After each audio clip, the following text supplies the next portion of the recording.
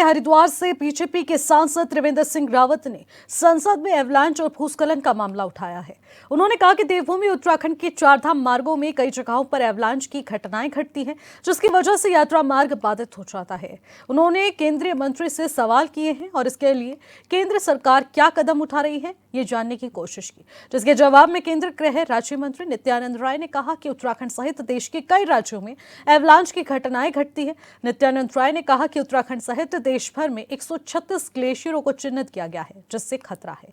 उन्होंने कहा कि इससे कोई शक नहीं है कि जलवायु परिवर्तन की वजह से ग्लेशियर्स पिघल रहे हैं, लेकिन इसकी निगरानी की जा रही है। 2000 से ज्यादा ग्लेशियर झीलों की निगरानी की जा रही है।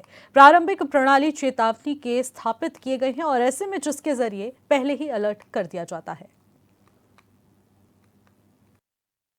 उत्तराखंड को लेकर के कि उत्तराखंड में सब जान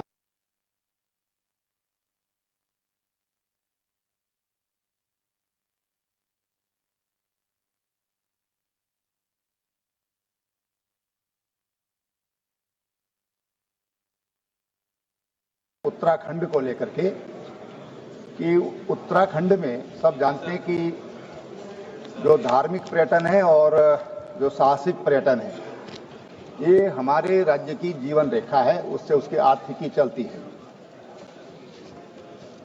अभी अभी बद्रीनाथ में एक बड़ी आपदा आई जिसमें 8 बिहार के मजदूर वो मारे गए। इसी तरह से जो बद्रीनाथ जब हम जाते हैं तो नारायण पर्वत पर पिरामिड्स बनाए गए हैं, जिससे कि जब भी ग्लेशियर्स पिघलते हैं, एवलांच आते हैं तो बिखर जाते हैं। लेकिन नर पर्वत पर ये जो 2 ग्लेशियर वहां पर मुख्य रूप से प्रभावित करते हैं, एक तो है कंचनजंगा और एक उसी के बगल में दूसरा ग्लेशियर है रडांग, और इसके कारण यात्रा प्रभावित होती है और जान माल को भी खतरा बना रहता है। मैं माननीय मंत्री जी से पूछना चाहता हूं कि ये जो जो एवलांच प्रोन एरिया है, उसके लिए कोई विशेष व्यवस्था भविष्य में की जाएगी। इसी तरह से केदारनाथ में मंदाकिनी के दोनों तरफ दाएं तट पर ऐसे 7 एवलांच प्रोन जोन हैं और बाएं तरफ 9 ऐसे एवलांच प्रोन एरिया हैं जहां पर सदैव भूस्खलन ये एवलांच का खतरा बना रहता है। तो माननीय मंत्री जी, क्या उसके लिए सरकार के पास कोई योजना विचाराधीन है? कोई विशेष कार्य योजना उसके लिए बनाई गई है या बनाई जाएगी? ये मेरे 2 सवाल हैं। मेरा पूरक प्रश्न है, एक तो जो पर्यावरणीय संकट जो खड़ा हो रहा है, पूरे इकोसिस्टम को संतुलित रखने के लिए, संरक्षित करने के लिए सरकार के द्वारा क्या कोई ठोस नीति बनाई गई है? और जब भी इस तरह के आपदाएं आती हैं, पहाड़ों में मौसम खराब हो जाता है और ऐसे में जो वहां पर आपदा के लिए जो तात्कालिक जो सेवाओं की जरूरत पड़ती है वो बाधित होती है, रास्ते टूट जाते हैं। ऐसी परिस्थितियों में क्या कोई ऐसी प्रणाली, जैसे ऐसे हेलीकॉप्टर जो खराब मौसम में भी वहां पर उड़ सकते हैं, वहां पर लैंड कर सकते हैं, ऐसी कोई व्यवस्था क्या सरकार करेगी? उत्तराखंड के कुछ महत्वपूर्ण ग्लेशियर जो उत्तराखंड के धार्मिक स्थलों पर जाने वाले पहुंच पथ के अलावे भी जीवन को प्रभावित करती है, उसके संबंध में इन्होंने पूछा है। और महोदय, ऐसे भारत में 130 प्रमुख ग्लेशियर झीलें चिन्हित है, जिसमें कुछ झीलों की इन्होंने चिन्हित किया है।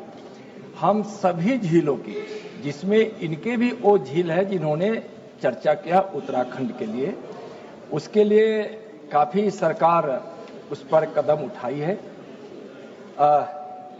जलवायु परिवर्तन का प्रभाव पड़ा है। ग्लोबल वार्मिंग के कारण ग्लेशियर तेजी से पिघल रहे हैं, जिस खतरे की ओर इन्होंने ध्यान आकृष्ट किया है, जिससे झीलों का आकार भी बढ़ रहा है और संख्या में बढ़ोतरी हुई है। लेकिन मोदी सरकार इस पर्यावरण पर विशेष ध्यान देकर खतरों को कम करने का प्रयास कर रही है। महोदय, और जो कदम उठाए गए हैं और जो इसका भौगोलिक विस्तार हुआ है, काराकोरम रेंज ग्लेशियर जो है और कुमाऊं गढ़वाल क्षेत्र गंगोत्री ग्लेशियर, पिंडारी और मिलम ग्लेशियर भी है, पीर पंजाल रेंज भी है, उसी रेंज में इनका ग्लेशियर महोदय आता है। भारत सरकार के CWC ने ग्लोफ की निगरानी के लिए कई कदम उठाए हैं और 2000 से ज्यादा ग्लेशियर झीलों की नियमित निगरानी शुरू की गई है। महोदय, ग्लेशियर झील विस्फोट, बाढ़ जोखिम का जो खतरा बना रहता है, जोखिम बना रहता है, उसके समन कार्यक्रम के लिए NGRMP कार्यक्रम चलाए जा रहे हैं।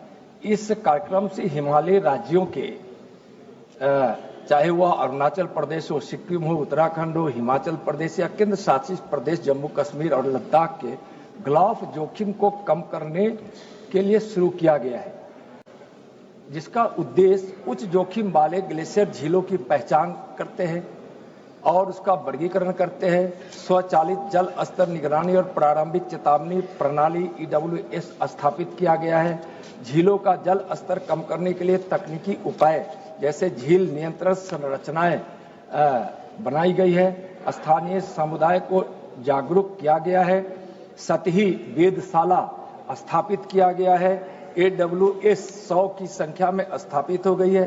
प्रारंभिक चेतावनी रडार प्रणाली सिक्किम में स्थापित है, जो 3 मिनट में ही चेतावनी देती है।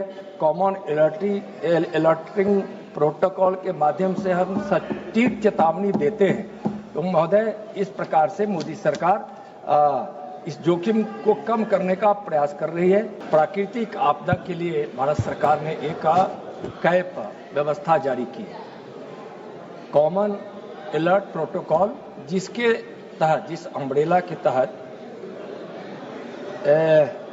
CWC अर्थात केंद्रीय जल आयोग, भारतीय राष्ट्रीय महासागर, क्योंकि सर भूस्खलन पे है, ग्लेशियर पे है, लेकिन यह सिस्टम में सारे आते हैं, इसलिए उसका नाम हम संक्षिप्त में उल्लेख करना चाहेंगे।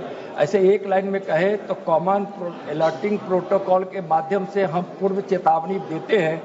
इसके माध्यम से हम भारत के कई भाषाओं में SMS, mobile app, bowser alert, RSS feed और गगन और नाविक सैटेलाइट टर्मिनलों के माध्यम से विभिन्न प्रकार के उपयोग करते हुए क्षेत्रीय भाषाओं में भूलक्षित अलर्ट चेतावनी जारी करने में सक्षम हैं, जो भूस्खलन के लिए और ग्लेशियर के भी पिघलने के स्थिति में काम करती है। ऐसे मौसम खराब होने की स्थिति में अगर किसी प्रकार से रेस्क्यू में या उसको सहयोग पहुंचाने में जो प्रॉब्लम होते हैं, उसके लिए हम पूरी तकनीकी का उपयोग करते हैं और वहाँ तकनीकी का प्रयोग करते हैं। जरूरत पड़ते हैं तो भारत सरकार के एयरफोर्स के तकनीकों से भरा हुआ हेलीकॉप्टर का भी उपयोग लेते हैं और कोऑर्डिनेट करके राज्य सरकार और केंद्र सरकार की जितनी भी संस्थाएं हैं, जो इस प्रकार के आपदा के समय कोऑर्डिनेशन के साथ काम करके हम पीड़ितों को सहायता